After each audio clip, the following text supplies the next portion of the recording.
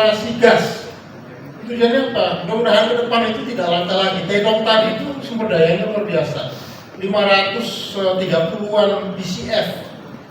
Belum lagi di sebelahnya ada Wolai, di sebelahnya lagi ada Westwolai, kemudian Penyu. Di situ masih banyak yang bisa kita kembangkan. Mudah-mudahan itu membantu teman-teman di direktorat lain nanti untuk menyiapkan LPG bagi bangsa dan negara. Oke, saya mulai dari pertanyaan pertama tadi mengenai apakah, kurang lebih begitu ya, apakah keberhasilan eksplorasi yang tadi ditunjukkan bisa diterapkan di tempat lain? Nah, perlu dipahami bahwa PHI itu bekerja dari Sabang sampai Merauke. Artinya apa? Default. Tadi itu mulai dari cekungan Sumatera Tengah, cekungan Sumatera Selatan, sub cekungan Jambi, yang tadi di Jambi, kemudian cekungan Jawa Barat, cekungan Banggai, itu semua ada di sini. Jadi betul, kita menerapkan teknologi ini untuk keseluruhan area eksplorasi pertambangan. Semua strategi tadi itu bersifat umum kita terapkan dan alhamdulillah hampir semuanya positif. Sukses rasio pemboran kami tahun ini itu masih 65% berhasil discover. Saya terus terang malu kalau 65%. Karena best practice di dunia sukses rasio eksplorasi itu adalah 35%. Kita terlalu bagus. Nah, terlalu bagus itu kalau sesama eksplorasionis kita kadang-kadang diledekin, berarti masih kurang berani.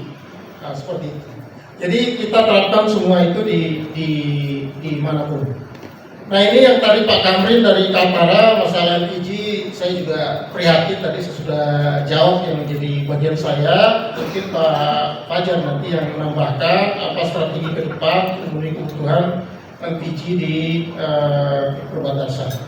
Kalau kami di PHI sekarang punya 2 blok paling tidak di Kaltara. Ada Maratua dan juga Nunukan tadi. Sayangnya sampai sekarang Nunukan kita sudah discovery gas di situ, kita masih melakukan penyiapan untuk PUD-nya, pengembangan dari Nunukan. Kemudian tadi ada pertanyaan ketiga dari Mas Rudi ya, kalau nggak salah Banggai. Nah, ini saya mau sekalian menyampaikan di sini Pak Caca. Banggai ini adalah salah satu daerah yang pemerintahnya sangat mensupport kegiatan pertambangan. Ini kalau semua stakeholder kayak ini luar biasa, sangat mensupport. Bahkan ketika kita masuk ke lahan kelapa sawit, dia ngomong ke saya, jangan Pak Muharam yang urusan sama kelapa sawit, biar saya aja. Jadi dia ngomong ke kelapa sawit bahwa Anda beroperasi di daerah saya, di perut bumi kami akan melakukan eksplorasi, tolong diberi jalan untuk mereka melakukan hubungan. Ini kalau semua pemerintah daerah seperti ini luar biasa. Oleh sebab itu tadi saya tunjukkan Tedong itu discovery walaupun masuk ke Morowali sebenarnya, tapi sebagian besar kita masuk dari Banggai, akses menuju ke sana. Nah, kemudian juga tadi yang hydrogen itu sebagian masuk ke wilayah Banggai. Jadi itu juga kita sangat enak melakukan kegiatan eksplorasi di situ, peran seismik di situ, apapun lah karena pemerintahnya sangat mensupport. Mudah-mudahan masih ada perkara kalau nggak salah ya kemarin ini pemilihan yang kedua ya. Ya, saya sih berharap mana yang terbaik untuk bangsa dan negara. Pertanyaannya tadi mengenai hidrogen kapan direalisasikan ya. Jadi hidrogen ini di Indonesia aturannya belum ada. Sekarang sedang digodok di kementerian. Tapi kami kemarin bolak-balik sudah rapat dengan Direktorat Migas sama Direktur Pembinaan Hulu Migas untuk membahas masalah ini. Jadi kelihatannya aturannya akan segera keluar. Nah, setelah aturannya keluar, baru kita masuk ke kira-kira ekonomi ini akan seperti apa. Karena kan aturan itu pajaknya berapa, pembagiannya seperti apa, baru kita masuk. Jadi mudah-mudahan dalam waktu dekat ini keluar, kalau aturannya keluar kami akan segera untuk mewujudkannya.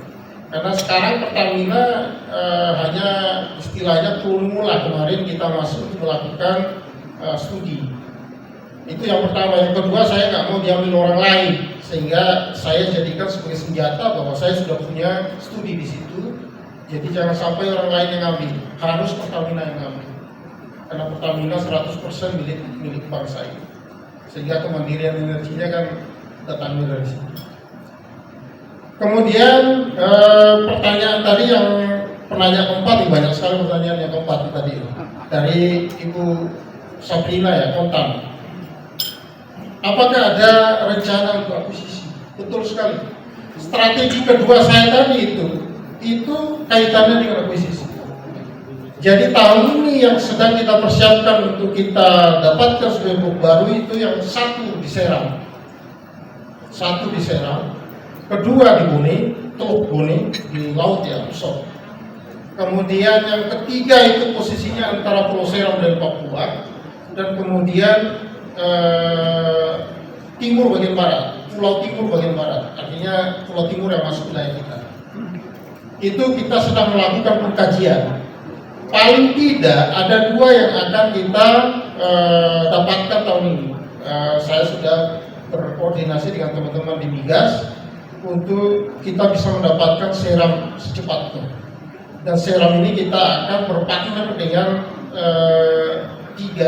dua perusahaan lain, sehingga kita akan bertiga di situ. Salah satunya termasuk Petronas. Jadi saat ini Pertamina alhamdulillah kayak semut jadi rebutan partner. Jadi partner-partner sekarang dari luar itu banyak yang tertarik berpartner dengan kita, karena mungkin mereka sudah percaya dengan kualifikasi kita menurut saya. Kemudian di luar negeri, alhamdulillah kemarin juga kita baru dapat satu blok di Malaysia, namanya blok SK50. Ini menarik. Untuk mendapatkan blok itu, Pertamina bersaing dengan Petronas. Kita kalah. Tapi saya ketemu sama direktur eksplorasinya sana. Jadi sebelum diputuskan saya bilang ke dia, Anda menang, ajak saya. Saya menang, saya ajak Anda. Siapa? Jadi akhirnya kita berpartner sama dia sekarang, sama Impact juga. Jadi itu saya sampaikan ke Petronas, saya hanya tertarik masuk ke Malaysia lewat 5-10, karena 5-10 itu sangat menarik secara subservice. Artinya secara keilmuan itu insya Allah gede. Jadi banyak kita juga akan ikut Algeria Bitraun dalam waktu dekat untuk menambah area kita di sekitar BK yang sudah existing di Algeria sekarang. Cuma pemerintah sekarang mengharuskan kita boleh ngambil blok lain, tetapi minyaknya dibawa pulang ke rumah, artinya dibawa ke Indonesia, karena itu menjadi bagian dari ketahanan energi nasional. Dan sudah banyak yang, bahkan kemarin Suriname juga menawarkan ke kita blok di Suriname, tetapi tentu saja kita menunggu kebijakan pemerintah, karena saya yakin ada komponen geopolitik yang juga dipertimbangkan pemerintah, bukan semata-mata hanya mengenai ada nggak minyak di situ atau tidak. Geopolitik artinya bisa nggak ada gangguan di jalan kalau kita bawa pulang ke rumah nanti kalau ada gangguan. Kalau ada gangguan di jalan kan berarti ketahanannya juga masih ada ketergantungan pada kondisi yang kita lewati.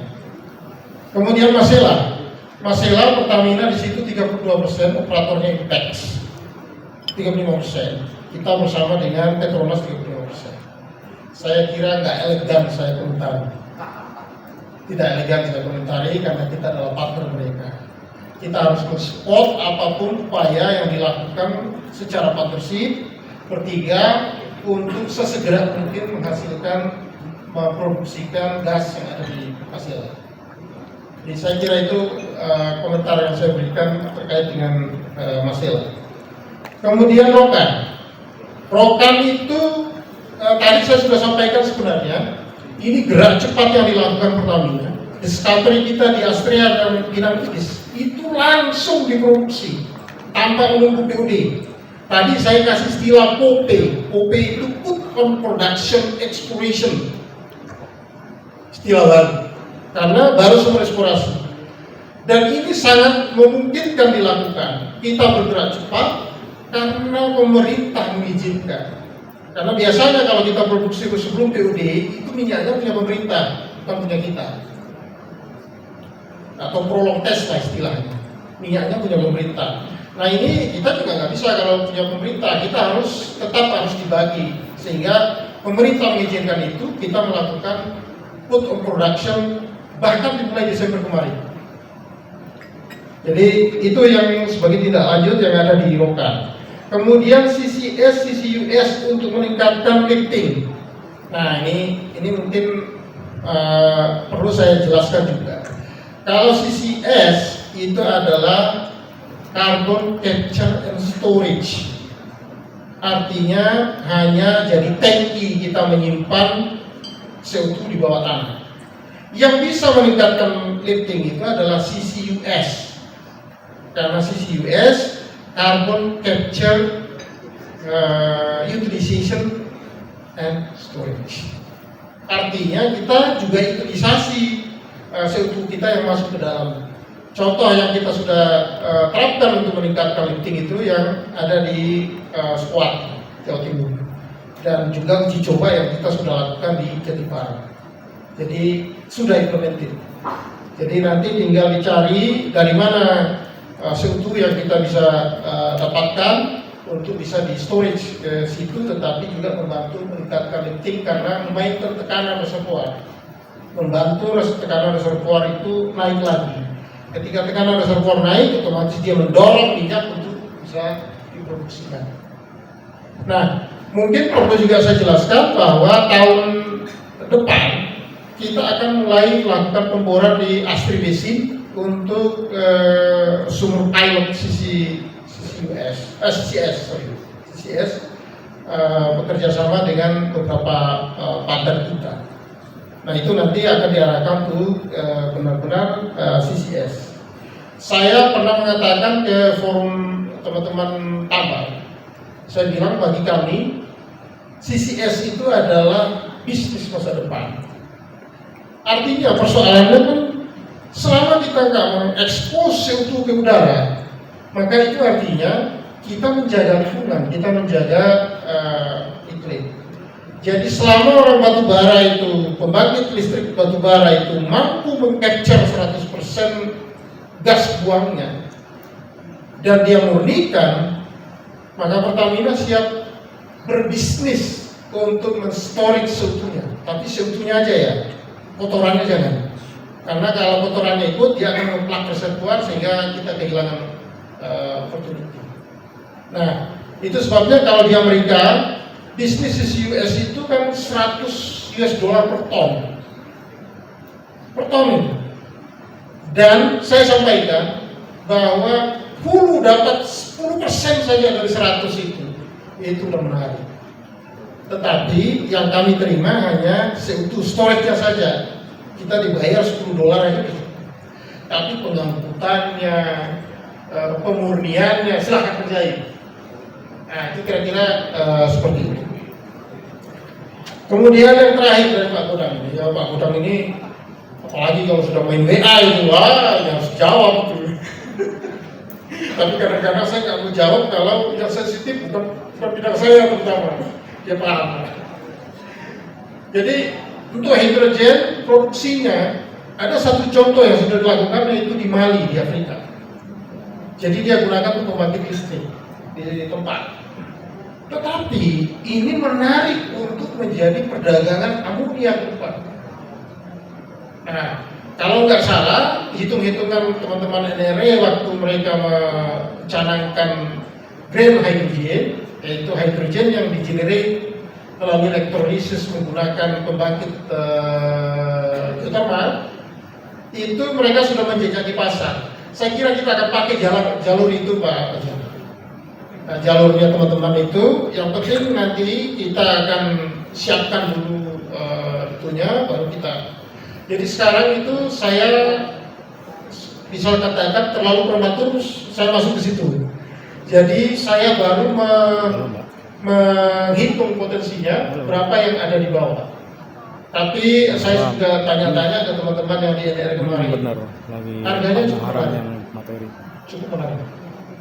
Jadi dan seandainya amonia tidak dipakai pun, kita blending sama gas untuk membangkit listrik, 30% dari hydrogen saja itu mampu meningkatkan kapasitas pembangkit listrik itu beberapa kali lipat.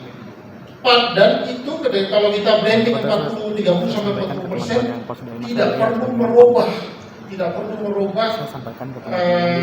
kondisi kompresor yang mereka punya sekarang. Artinya kita tidak mengganggu mereka. Jadi saya kira peluang bisnisnya masih banyak, Pak Tunang. Nanti kita pikirkan apa yang saya sampaikan tadi itu sebagai langkah awal saja bahwa kita akan menuju ke sana. Ini Pak Tunang juga membahas masalah kami. Jadi kemarin sebenarnya ada satu blok di Alaska yang cukup menarik.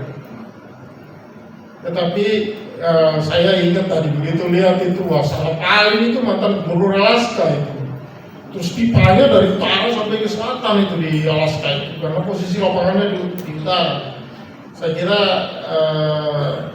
risikonya adalah di sosial kalau kita masuk ke Amerika.